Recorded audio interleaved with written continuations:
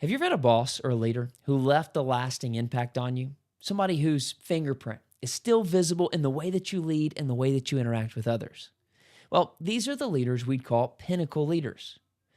But here's the question: how did they become that way? And could we do that for somebody else?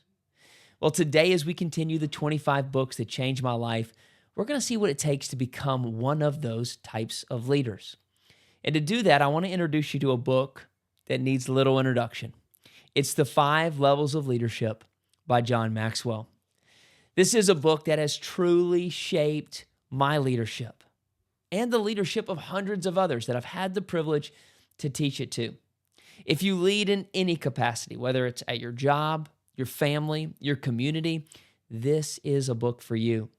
Now, the big idea in this book is to have influence and to make a lasting impact, you need to move up the levels of leadership.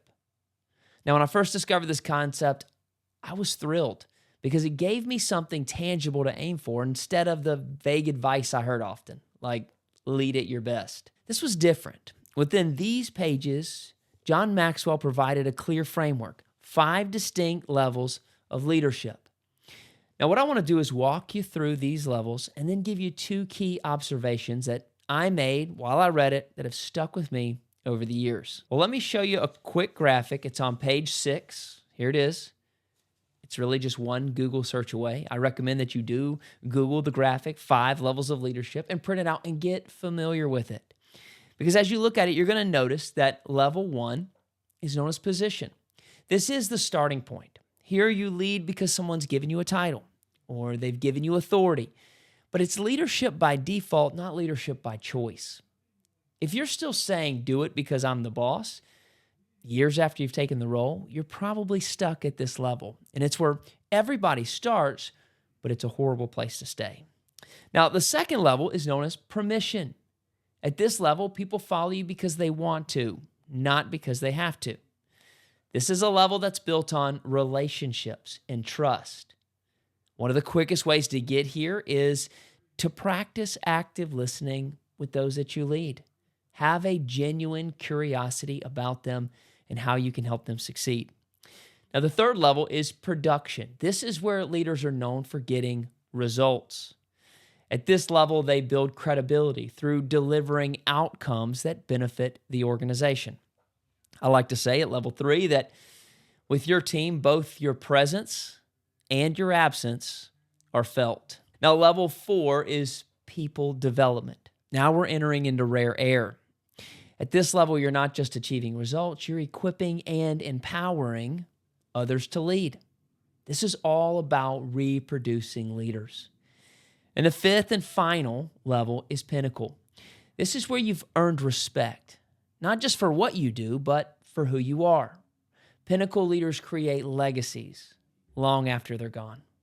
Now, that's just a quick overview, but each level is packed with lessons on how to grow as a leader and how you can bring others along with you. That's why I'm going to encourage you to read the whole book.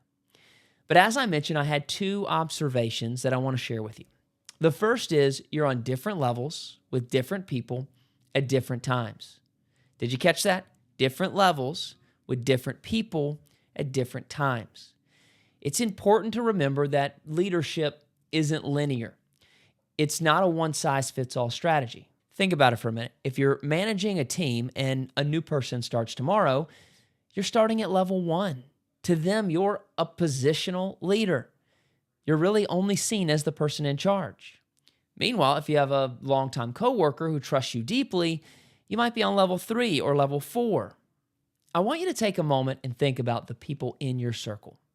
What level do you think you're on with them? Now, my second observation is you can move up the levels, but you can also move down the levels.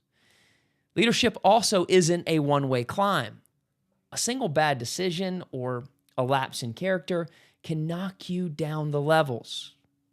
We've all actually seen this with pinnacle leaders who lost their credibility or even sometimes their legacy because they didn't guard their character.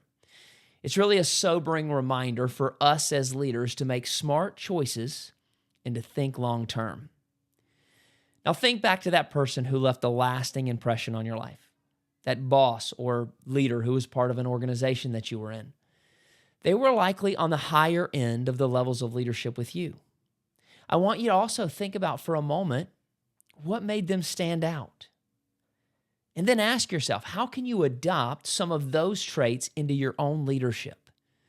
Now, I believe the 5 levels of leadership isn't just a book, it's a roadmap for becoming a leader who influences others in a lasting way. So if you lead in any capacity, I cannot recommend this book enough. It'll really help you build some strategies to connect with others and ultimately help you lead at a higher level. That's all I've got for you today. I'm really loving this journey of sharing these books with you, and I can't wait to dive into our next one tomorrow. I'll see you then.